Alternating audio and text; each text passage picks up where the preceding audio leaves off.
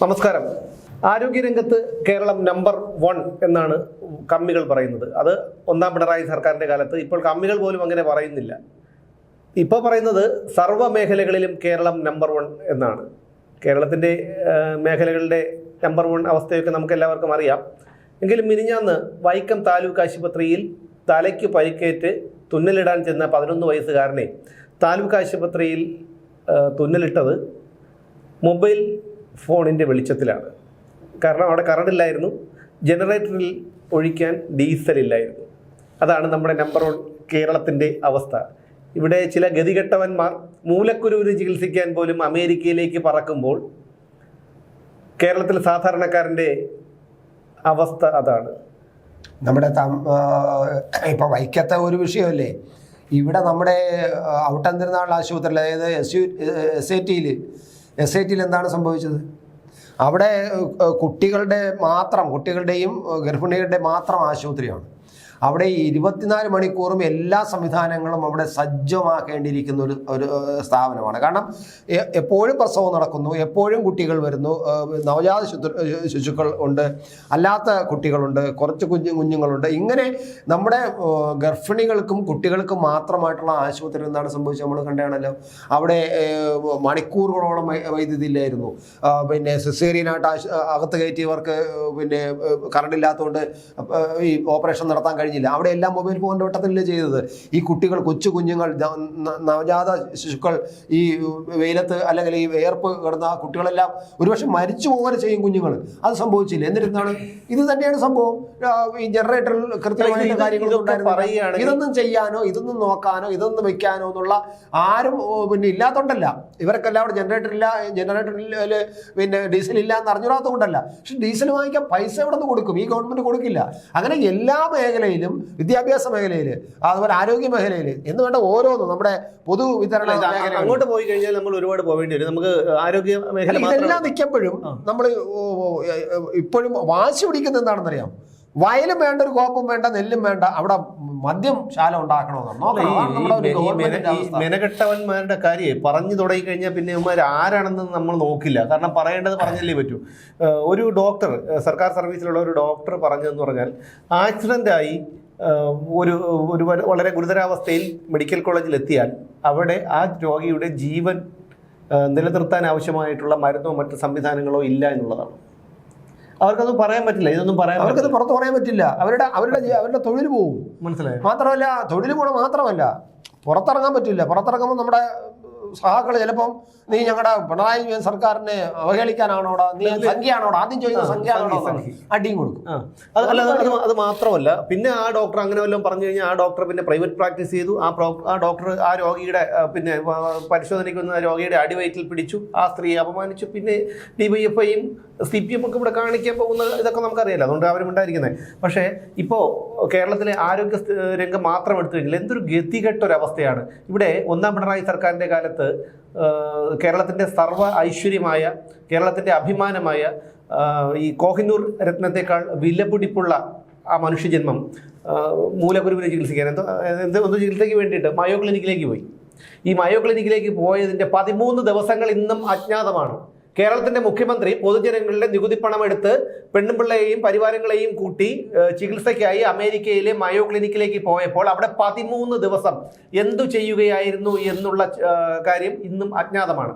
അന്ന് ഇതേക്കുറിച്ചൊക്കെ സമൂഹ മാധ്യമങ്ങളിൽ ഉൾപ്പെടെ ചോദ്യങ്ങൾ ഉണ്ടായപ്പോൾ വിവരദോഷികളായ അന്തം കമ്മികൾ പറഞ്ഞത് ഒരുത്തൻ്റെ സ്വകാര്യതയെപ്പോലും പരിഹസിക്കുകയാണോടാ എന്നാണ്. അവരൊക്കെ അന്യ വീട്ടിലെ കുളിമുറിയിൽ ഒളിഞ്ഞു കയറാം, അത് മൊബൈൽ ഫോൺ വെച്ച് കുളിസീൻ പിടിക്കുക, എന്ത് വേണോ ചെയ്യാം, അതൊന്നും ഇല്ല. പക്ഷേ കേരളത്തിൻ്റെ മുഖ്യമന്ത്രി പൊതുജനങ്ങളുടെ നികുതി പണം എടുത്ത് ചികിത്സയ്ക്ക് പോയപ്പോൾ 13 ദിവസം അയാൾ അവിടെ എന്ത് ചെയ്യണമെന്ന് കേരളത്തിലെ ജനങ്ങൾ അറിയണ്ടേ? ഇവിടെ പട്ടിണി കിടക്കുന്നവൻ്റെയും കൂലിപ്പണി എടുക്കുന്നവൻ്റെയും ഒക്കെ നികുതി പണം പിടിച്ചു പറിച്ചിട്ട്, പിഴകളായൊക്കെ പിടിച്ചു പറിച്ചിട്ടാണ് ഈ കണക്കിന് പോയത്. അത് ജനങ്ങൾ അറിയണ്ടേ? ശരി, അതൊക്കെ ഇവിടെ നിൽക്കുക. ഇനി കേരളത്തിലെ നമ്പർ 1 ഒന്നാം പിണറായി സർക്കാരിൻ്റെ കാലത്ത് കണ്ടുവന്നിരുന്നൊരു പ്രവണതയാണ്. ഹോർഡിങ്ങുകളൊക്കെ വയ്ക്കുന്നുണ്ട്. ആരോഗ്യരംഗത്ത് കേരളം നമ്പർ 1. എത്ര ഉളുപ്പ് വേണമെന്ന് നോക്കിക്കൊള്ളാം. കേരളത്തിൻ്റെ മുഖ്യമന്ത്രി, ഈ സർക്കാരിനെ നയിക്കുന്ന മുഖ്യമന്ത്രി സ്വന്തം ചികിത്സയ്ക്കാണെന്ന് പറയപ്പെടുന്നു അമേരിക്കയിലേക്ക് പോയപ്പോഴാണ് ഇവിടെ കേരളത്തിൽ നമ്പർ 1 നമ്പർ 1 പിന്നെ ആരോഗ്യരംഗത്ത് നമ്പർ 1 എന്ന് പറയുന്നത്. ICUവിൽ പോലും സ്ത്രീകൾ പീഡിപ്പിക്കപ്പെടുന്നു. അതും ശസ്ത്രക്രിയ കഴിഞ്ഞ് മയങ്ങിയ സ്ത്രീ പീഡിപ്പിക്കപ്പെടുന്നു. ഉത്തരേന്ത്യയിൽ എവിടെയെങ്കിലും കേട്ടിട്ടുണ്ടോ? ഇതേക്കുറിച്ച് പറയുമ്പോൾ കമ്മികൾ പറയുന്നത് ഉത്തരേന്ത്യയിൽ നടക്കുന്നില്ലേടാ എന്നാണ് ചോദിക്കുന്നത്. ഉത്തരേന്ത്യയിൽ എവിടെയെങ്കിലും ഇത്തരം സംഭവം ഉണ്ടായിട്ടുണ്ടോ? പിന്നെ അത് മാത്രമല്ല, ശസ്ത്രക്രിയ കഴിഞ്ഞ് തറയിൽ വിശ്രമിക്കുക. കാരണം കട്ടിലിൽ കിടക്കാൻ സ്ഥലമില്ല. അതുകൊണ്ട് നിലത്ത് കിടക്കുകയായിരുന്ന രോഗിയുടെ തല എലി കരണ്ടു. വിരല് ശസ്ത്രക്രിയയ്ക്ക് വന്ന ചെറുക്കൻ്റെ അണ്ണാക്കിൽ സ്റ്റിച്ചിട്ടു. അത് മാത്രമോ, ഈ കഴിഞ്ഞ 2 മാസത്തിനിടയിൽ ഒരു 2-3 മാസങ്ങൾക്ക് മുൻപ് വന്ന ഒരു കണക്കാണത്. അതായത് 2 വർഷങ്ങൾക്കുള്ളിൽ, കഴിഞ്ഞ 2 വർഷങ്ങൾക്കുള്ളിൽ മുഖ്യമന്ത്രിയുടെയും ഭാര്യയുടെയും ചികിത്സയ്ക്കായി ചിലവായത് ഏകദേശം 22 ലക്ഷമോ അത്രയോ ആണ് മുഖ്യമന്ത്രിയുടെയും ഭാര്യയുടെയും ഇതിന് വന്നത്. പിന്നെ അതിൻ്റെ പിറ്റേ മാസം മുഖ്യമന്ത്രിയുടെ ഭാര്യയുടെ ചികിത്സയ്ക്കായി ഇവിടെ ആയുർവേദ ആശുപത്രിയിൽ 1,22,000 മറ്റോ അതങ്ങനെ പോയി. അപ്പോൾ സാധാരണക്കാരന് ഒരു വിലയുമില്ലാതാണ്. നമ്മുടെ വളരെ അഭിമാനം. കാരണം എല്ലാവർക്കും ഈ കേരള ചരിത്രത്തിൽ തന്നെ അഭിമാനിക്കാവുന്ന, സർക്കാരുകളുടെ ചരിത്രത്തിൽ അഭിമാനിക്കാവുന്ന ഒരു ആരോഗ്യമന്ത്രിയുടെ നിന്ന് നമുക്ക് ഭാഗ്യവശാൽ കിട്ടിയിരിക്കുന്നത് ശ്രീമതി വീണ ജോർജ്. അവർ എന്താണ് ഇവരൊക്കെ ചെയ്യുന്നത്? അവരൊരു സ്ത്രീയല്ലേ?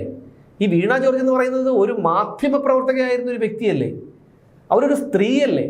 കേരളത്തിന്റെ അവസ്ഥ അറിയാമല്ലോ. കോഴിക്കോട് മെഡിക്കൽ കോളേജിൽ മരുന്ന് വിതരണക്കാർക്ക് 90 കോടി രൂപ അല്ലെ ആണെന്ന് തോന്നുന്നു കുടിശ്ശിക ആയതുകൊണ്ട്, 90 കോടി രൂപ കുടിശ്ശിക ആയതുകൊണ്ടാണ് അവർ മരുന്ന് വിതരണം നിർത്തിവെച്ചത്. ഒടുവിൽ 70 കോടി രൂപ കൊടുത്ത് തീർത്തു. ബാക്കി 20 കോടി ഇനിയും കൊടുക്കാനുണ്ട്. അപ്പോൾ കേരളത്തിലെ ഇവിടെ പോയിട്ടുള്ള ഈ സർക്കാർ ആശുപത്രികളിൽ പോകുന്ന സകലമാന പേർക്കും അറിയാം അവിടെ എന്തൊക്കെയാണ് നടക്കുന്നതെന്ന്. പക്ഷെ ചോദ്യം ചെയ്യാൻ പറ്റില്ല. ആ ഒരു അവസ്ഥയിലാണ് ഇപ്പോൾ കേരളത്തിൻ്റെ ആരോഗ്യരംഗം പോലും. കാരണം ഒരു മനുഷ്യന് വിദ്യാഭ്യാസവും ഈ പറയുന്ന റോഡും മറ്റു കാര്യങ്ങളും ഒക്കെ പിന്നീടേ വരുന്നുള്ളൂ. ഉയിര് കിടന്നാൽ എങ്ങനെ ജീവിക്കുന്നതാണ് പണ്ട് ആരോ പറഞ്ഞിട്ടുള്ളത്. അപ്പോൾ അതുകൊണ്ട് ജീവന് പോലും ജീവനല്ല. കാരണം അവര് വിദ്യാഭ്യാസ ഈ ആരോഗ്യരംഗത്ത് മാത്രമല്ല സുമേഷേ, വിദ്യാഭ്യാസ രംഗത്തും ഒരു കാര്യവും നടക്കുന്നില്ല. പിന്നെ പണം കൊടുക്കാനിടത്ത് പണം കൊടുക്കുന്നില്ല. ഇപ്പം ബുക്ക് അടിക്കാൻ അടുത്ത വർഷം പാഠപുസ്തകങ്ങൾ അടിച്ചുകൊണ്ടിരിക്കുന്നവർക്ക് കുടിശ്ശിക ധാരാളം കിടക്കുന്നു. അവർ ഇനിയിപ്പോൾ പാഠപുസ്തകം അടിക്കൂലെന്നാണ് പറഞ്ഞിരിക്കുന്നത്. പിന്നെ എവിടെന്നെങ്കിലും പൈസ ഉണ്ടാക്കി കൊടുത്ത് അവരെ കൊണ്ട് അടിപ്പിക്കും, അത് വേറെ കാര്യം. പക്ഷെ അതാണ് സംഭവിച്ചുകൊണ്ടിരിക്കുന്നത്. ഇങ്ങനെ ഏത് മേഖലയിലും ഇതാണ് അവസ്ഥ. നമ്മൾ ഓരോന്നുള്ളിൽ പറഞ്ഞു കഴിഞ്ഞാൽ നമ്മളിങ്ങനെ ലിസ്റ്റ് എടുത്തു വെച്ച് നോക്കേ. സത്യം പറഞ്ഞാൽ ഇന്നാണ് ഞാൻ ആലോചിച്ചാണ്, ഇത് മൊത്തം ഇപ്പോൾ വരുന്ന ലിസ്റ്റുകൾ എടുത്തു കഴിഞ്ഞാൽ ഈ ഗവൺമെന്റ് എന്തിവിടെ ചെയ്യുന്നു എന്ന് ചോദിച്ചാൽ അങ്ങനെ മനസ്സിലാക്കിയാൽ മതി. ഇതിനെങ്ങനെ സർക്കാർ എന്ന് വിളിച്ചു കഴിഞ്ഞാൽ ഈ മുമ്പ് ഉമ്മൻചാണ്ടിയും കെ കരുണാകരനും ഇ കെ നയനാരും അച്യുതാനന്ദനും പിന്നെ EMS ഒക്കെ നയിച്ച ഈ മന്ത്രിസഭയെ പിന്നെ എന്ത് വിളിക്കും? ആ മന്ത്രിസഭയ്ക്ക്, ആ ഒരു സർക്കാരിന് തന്നെ അപമാനമല്ലേ ഇത് പിണറായി വിലാസ അധോലോകം അങ്ങനെ വിളിച്ചാൽ മതി. കാരണം എന്ന് വെച്ച് കഴിഞ്ഞാൽ എങ്ങനെ പറയുന്നത് സർവ്വ മേഖലകളും സമസ്ത മേഖലകളും ഇങ്ങനെ കിടക്കണം. അപ്പോൾ തകർന്ന് തരിപ്പടമായി കിടക്കണം. ഇതിനെക്കുറിച്ചൊന്നും പറഞ്ഞു കഴിഞ്ഞാൽ പ്രശ്നമാണ്. അല്ല, അത് അങ്ങനെ ആകുമ്പോൾ തന്നെ അതിനെ നന്നാക്കി എടുക്കുന്നതിന് പകരം ഇപ്പം വ്യവസായം വരണ്ട നമ്മൾ പറഞ്ഞു. നമ്മുടെ രാജ്യത്ത് വ്യവസായം വരുന്നതിന് യാതൊരു കുഴപ്പവുമില്ല. പക്ഷേ വ്യവസായം വരാൻ വേണ്ടി പാലക്കാട് പോലുള്ളൊരു സ്ഥലത്ത്, വെള്ളമില്ലാത്തൊരു സ്ഥലത്ത് അവിടെ കൊണ്ടുപോയി വയലുകളൊക്കെ നിമത്തിയിട്ട് അവിടെ വലിയൊരു മദ്യശാല ഉണ്ടാക്കാൻ ശ്രമിക്കുന്നു. എനിക്ക് തോന്നുന്നു പശ്ചിമ ബംഗാളിൽ പാർട്ടിക്ക് സംഭവിച്ചത് തന്നെയായിരിക്കും. അതിന് ഒരു സംശയം വേണ്ടല്ലോ. പശ്ചിമ ബംഗാളിൽ 33 വർഷം ഈ കൊള്ളസംഘം എന്തൊക്കെയാണ് ചെയ്തത് അത് തന്നെയാണ് ഇപ്പോൾ കേരളത്തിൽ നടന്നുകൊണ്ടിരിക്കുന്നത്. പശ്ചിമ ബംഗാളിൽ 33 കൊല്ലം മറ്റേ ജ്യോതി ബാസുവും ബുദ്ധദേവ് ഭട്ടാചാര്യയും മാറി ഉണ്ടാക്കി. എന്തുണ്ടായി അവസാനം? അത് ഇപ്പോൾ പിണറായി വിജയൻ 8-9 വർഷമാകാൻ പോകുന്നതേ ഉള്ളൂ. അത് അവർ 33 കൊല്ലം കൊണ്ട് നേടിയത് പിണറായി വിജയൻ ഇവിടെ 9 കൊല്ലം കൊണ്ട് ഏകദേശം ആയി കഴിഞ്ഞു. ആ ഒരു അവസ്ഥയിലേക്ക് കയറും. ഇതൊക്കെ പറയുമ്പോഴേ ഒന്നിനും പറ്റാത്തൊരവസ്ഥയാണ്. നമുക്കൊരു അസുഖം വന്നു കഴിഞ്ഞാൽ ഇപ്പോൾ ഹെൽത്ത് ഇൻഷുറൻസ് എടുത്ത ആൾക്കാർക്ക് എല്ലാവർക്കും അത് പറ്റുന്നു വരില്ല. അല്ല, ഇനിയിപ്പോൾ ഹെൽത്ത് ഇൻഷുറൻസ് എടുക്കാത്ത ഒരുത്തനും ചികിത്സയ്ക്ക് പോകണ്ട. എന്തെങ്കിലും രോഗം വന്നു കഴിഞ്ഞാൽ നീ അവിടെ കിടന്ന് മരിച്ചു എന്നുള്ള അവസ്ഥയാണ്. അതിപ്പോഴും അങ്ങനെയാണ്. ഇവിടെ എന്തെങ്കിലും ഒരു വിഷയം വരുമ്പോൾ നമ്മുടെ ഒരു ആരോഗ്യമന്ത്രിയുണ്ട്, അന്വേഷണം പ്രഖ്യാപിക്കും. ഒന്ന് ആലോചിച്ച് നോക്കൂ. നമ്മളെല്ലാം അങ്ങനെയാണല്ലോ. ഇത്രയും വിദ്യാഭ്യാസമുള്ള ഒരു സ്ത്രീയല്ലേ അവര്? ഒരു മാധ്യമ പ്രവർത്തകയായിരുന്ന ഒരു സ്ത്രീയല്ലേ അവര്? സെറ്റപ്പിൽ പെട്ടെന്ന് ഇവിടെ ഇത്രയും മാധ്യമ പ്രവർത്തകരുണ്ട്. അധികാരം മന്ത്രിമന്ദിരത്തിൽ സുഖിച്ച് ജീവിക്കാനും ഔദ്യോഗിക വാഹനങ്ങളിൽ കൊടിവെച്ച കാറിൽ പോലീസ് എസ്കോർട്ടോടുകൂടി പറക്കാനും ഒരു മാധ്യമ പ്രവർത്തകയ്ക്ക് പറ്റൂല. അപ്പൊ അതുകൊണ്ട് അവര് മന്ത്രിയെ ഇതൊക്കെ കാണുമ്പോൾ നമ്മളെ വീട്ടിലെ കുട്ടികൾ അവര് മന്ത്രിയായത് മാധ്യമ പ്രവർത്തക എന്നുള്ള ഒരു പരിഗണനയിലല്ല. അല്ല അതിന്റെ പിന്നെ മക്കളൊക്കെ അവിടെ നിൽക്കട്ടെ, ചിലപ്പോൾ ഞാൻ പലതും പറഞ്ഞു. മാത്രമല്ല വേറെ ചില മത സാമുദായിക സംഘടനകളുടെ പിന്തുണയോടും അതിന്റെ പ്രതിനിധിയും കൂടെയാണ്. ശരി അതൊക്കെ അവിടെ നിൽക്കട്ടെ കേട്ടോ. അത് പറഞ്ഞു കഴിഞ്ഞാൽ ഞാൻ പറഞ്ഞില്ല, എന്റെ നിയന്ത്രണം വിട്ടു, അതുകൊണ്ട് ഞാൻ കൂടുതലൊന്നും പറയുന്നില്ല. പക്ഷേ ഈ നമ്മുടെ വീട്ടിലുള്ള ഒരു കുട്ടിക്കാണ് ഇതുപോലെ, അല്ലെങ്കിൽ നമുക്കാണ് ഒരു അസുഖം വന്ന് നമ്മൾ എടുത്ത് ഓടിപ്പോയി സർക്കാർ ആശുപത്രിയിൽ പോവുകയാണ്. അവിടെ ചെല്ലുമ്പോൾ അതിന്റെ സംവിധാനമില്ല. നമ്മൾ എന്ത് ചെയ്യും? എന്താണ് ചെയ്യേണ്ടത്? കേരളത്തിലെ ജനങ്ങൾ തന്നെ ചിന്തിച്ച് നോക്ക്. ഒന്നും ചെയ്യാൻ പറ്റാത്ത അവസ്ഥയിലേക്ക് കേരളം എത്തിയിരിക്കുന്നു എന്നുള്ളതാണ്. കാരണം ഇവന്മാർക്ക് ഒരു ഉളുപ്പുമില്ല, ഒരു മനസാക്ഷി വേണ്ടേ? ഉളുപ്പ് നിൽക്കട്ടെ, അവിടെ മനസാക്ഷി എന്ന് പറയുന്ന ഒരു ഇത് വേണ്ടേ? മനസാക്ഷി മനുഷ്യത്വം വേണ്ടേ? അതുപോലും ഇല്ല. ജനങ്ങളുടെ നികുതി പണവും ഇപ്പോൾ കിഫ്ബിയുടെ റോഡുകൾക്ക് ടോൾ ഏർപ്പെടുത്താൻ ഇവരൊക്കെ നാണമുണ്ട്. ഈ അല്ല, ഡിവൈഎഫ്ഐക്കാരോടാണ് ചോദിക്കാനുള്ളത്. കാരണം ഡിവൈഎഫ്ഐക്കാരുടെ റോഡ് മുഴുവൻ നടന്ന് ടോൾ വിരുദ്ധ സമരങ്ങൾ നടത്തിയവരാണ്. ചേട്ടാ ഇവന്മാരൊക്കെ നാണവും മാനവും, ഞാൻ പലപ്പോഴും പറയാറുള്ളത് പോലെ നാണവും മാനവും മര്യാദയും മാനക്കേടും നാണക്കേടും സാധാരണ ഒരു മനുഷ്യനുണ്ടാകുന്ന കാമമല്ലാതെ ഒരു വികാരവും ഇല്ലാത്തവന്മാരാണ് ഈ കമ്മ്യൂണിസ്റ്റുകാരന്മാര്. അവന്മാരുടെ എന്നിട്ട് വല്ലതും പറഞ്ഞിട്ട് വല്ല കാര്യമുണ്ടോ? അവന്മാര് തൊഴിൽ തിന്നുന്ന ബഗനെന്ന് പറഞ്ഞു കമ്പ്യൂട്ടർ വന്നപ്പോ.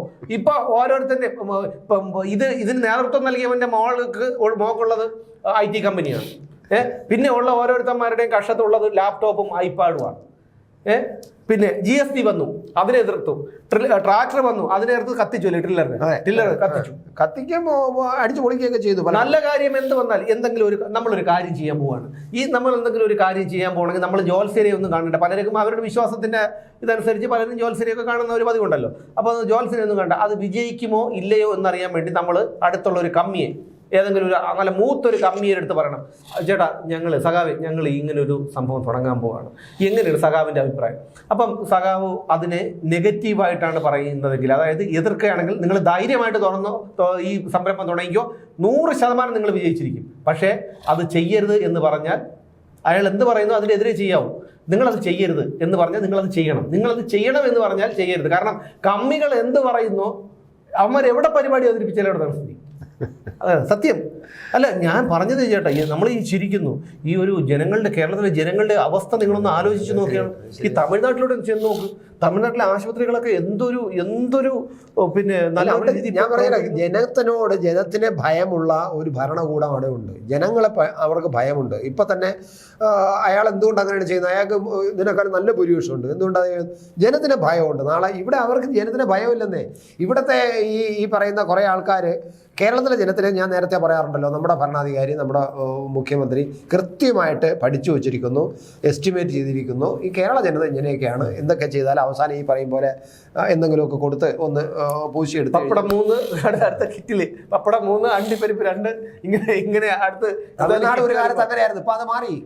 തമിഴ്നാട്ടിലെ ടിവിയും പാവാടയും പിന്നെ സാരിയും ഒക്കെ കൊടുത്ത ഒരു മനസ്സിലായി ജയലളിതയുടെ കാലത്ത്. ഇപ്പൊ എന്തായി? ഇപ്പൊ അത് നോക്കില്ല. ഇല്ല, ഇപ്പൊ ആൾക്കാർ പഠിച്ചു കഴിഞ്ഞു നല്ല വിവരമുള്ള ആൾക്കാരായി മാറി. അപ്പൊ കേരളം നേരെ തകർന്നു. കാരണം ഇന്ത്യയിൽ തന്നെ ഏറ്റവും അധപതിച്ച, അതായത് രാഷ്ട്രീയമായും പിന്നെ സാമ്പത്തികമായും വ്യാവസായികമായും വിദ്യാഭ്യാസപരമായും ഏറ്റവും അധപതിച്ച ഒരു സംസ്ഥാനമായി കേരളം മാറിയിരിക്കുന്നു. ഇത് കമ്മ്യൂണിസ്റ്റ് വിരോധം കൊണ്ടൊന്നും പറയുന്നതല്ല. നിങ്ങൾ തന്നെ ചിന്തിച്ച് നോക്കുക. അവിടെ എത്ര ഈ കുട്ടികൾ ഇപ്പം ഇന്ന് കണ്ടില്ലേ, യൂണിവേഴ്സിറ്റി വൈസ് ചാൻസലർ VC-യുടെ റൂമിന്റെ മുമ്പിൽ ചെന്നിട്ട് ക്യാബിനിൽ കയറിയിരുന്ന് SFI അടികൾ സമരം വിളിക്കുകയാണ്. എത്രയോ എണ്ണത്തിന് ഇവന്മാർ തല്ലിക്കൊന്നു, എത്രയോ എണ്ണം ഇവന്മാർ കാരണം ആത്മഹത്യ ചെയ്തു. എന്നിട്ട് കണ്ടില്ലേ ഈ കാണിക്കുന്നത്. അതുകൊണ്ട് അങ്ങോട്ടൊന്നും ഇനി പോകണ്ട. പറഞ്ഞു കഴിഞ്ഞാൽ ഒരുപാട് പറയേണ്ടി വരും. പക്ഷേ കേരളത്തിൻ്റെ ഈ ഒരു ആരോഗ്യ രംഗത്ത് പോലും കേരളത്തിൻ്റെ അവസ്ഥ ഇതാണ്. ഇവിടെ നമ്മുടെ മന്ത്രിമാർക്കോ മന്ത്രിമാരുടെ കുടുംബാംഗങ്ങൾക്കോ ഈ പറയുന്ന ഇവരുടെ ഈ പേഴ്സണൽ സ്റ്റാഫ് അംഗങ്ങൾക്കോ ഒന്നും ഒരു പ്രശ്നവും ഇല്ല. കാരണം അവർക്കെങ്കിലും പ്രവർത്തിക്കാനുള്ള ഡീസൽ ഇവർക്ക് അതിനകത്ത് ഇട്ടിരുന്നുണ്ടായിരുന്നു. ഒരു അരമണിക്കൂർ. കാരണം കറണ്ട് പോയി കഴിഞ്ഞാൽ അത്യാവശ്യം ഓപ്പറേഷൻ തിയേറ്ററിലൊക്കെ ചിലപ്പോൾ നടന്നുകൊണ്ടിരിക്കുകയായിരിക്കും. ആ നടന്നുകൊണ്ടിരിക്കുന്ന അരമണിക്കൂറിന് ഒരു 5 ലിറ്റർ പെട്രോൾ ഡീസൽ ഓപ്പറേഷൻ കിടക്കുന്നത് ഈ പറയുന്നവന്റെ അച്ഛനും അമ്മയൊന്നും അല്ലല്ലോ. ഇവന്റെ കൂടപ്പറപ്പുകളാണ്, സാധാരണക്കാരനല്ലേ. നികുതിയും പിഴയും അടയ്ക്കുന്ന ഒരു യന്ത്രം ഇല്ലാതായി. അത്ര മാത്രമേ അവന്മാര് കണക്ക് കൂട്ടുള്ളൂ. മനസ്സിലായോ? അല്ലാതെ ഇവന്മാർക്കൊന്നും ഒരു മനസാക്ഷിയില്ലെന്നേ. അപ്പൊ അതുകൊണ്ട് അവർക്ക് ഇത് വളരെ ഭീകരമായിട്ട് അവസ്ഥയാണ്. വളരെ ഭീകരമായിട്ടുള്ള അവസ്ഥ. എന്തെല്ലാമാണ് ഈ ഹോസ്പിറ്റലിൽ. എന്ത് വിശ്വസിച്ച് പോകും? കാരണം ഡോക്ടർമാരെയും ആരോഗ്യ പ്രവർത്തകരെയും നമുക്ക് എങ്ങനെ കുറ്റം പറയാൻ പറ്റും? അവർ വീട്ടിൽ നിന്നുകൊണ്ട് ഉണ്ടാക്കാൻ പറ്റൂ. അവർക്ക് ഇതിൽ നിന്ന് കിട്ടുന്ന ശമ്പളം കൊണ്ടാണ് അവർ ജീവിച്ചു പോകുന്നത്. അപ്പോൾ അവർ പിന്നെ എന്ത് ചെയ്യും? അവർ വീട്ടിൽ നിന്ന് കൊണ്ടുവരണോ? ഈ ഒരു അവസ്ഥയിലേക്കാണ് കേരളം എത്തി നിൽക്കുന്നത്. ഇനി എന്ത് വേണം? ഒന്നും ചെയ്യാനില്ല. കഴിഞ്ഞ തവണ വാങ്ങിച്ച് നക്കിയതല്ലേ കിറ്റ്, അനുഭവിച്ചോ, അല്ല വേറെ ഒന്നും പറയാനില്ല. ഓരോ ജീവിതവും ഓരോ കഥകളാണ്, വേറിട്ട കഥകളുടെ ഒരു കൂട്ടായ്മ. വേണമെങ്കിൽ നമുക്കതിനെ ഒരു നോവലെന്ന് പേരിടാം. അതുപോലൊരു നോവലല്ലേ നിങ്ങളുടെ ജീവിതവും? എന്താ, ശരിയല്ലേ? നിങ്ങളുടെ അനുഭവങ്ങൾ, കഥകൾ എന്തുമായിക്കൊള്ളട്ടെ, അത് കേൾക്കാൻ DNA ന്യൂസിലൂടെ ഞാൻ എത്തുന്നു. കഥ പോലൊരു ജീവിതം, അതിനായി ഞാൻ നിങ്ങൾക്ക് വേണ്ടി കാത്തിരിക്കുന്നു. നമുക്ക് ഒന്നിച്ച് കാണാം, കുറേ കാര്യങ്ങൾ സംസാരിക്കാം, വേദനകൾ പങ്കിടാം. നിങ്ങളുടെ വിഷയങ്ങൾ, അനുഭവങ്ങൾ അത് ഞങ്ങളെ അറിയിക്കേണ്ട വിലാസം താഴെ കൊടുക്കുന്നു.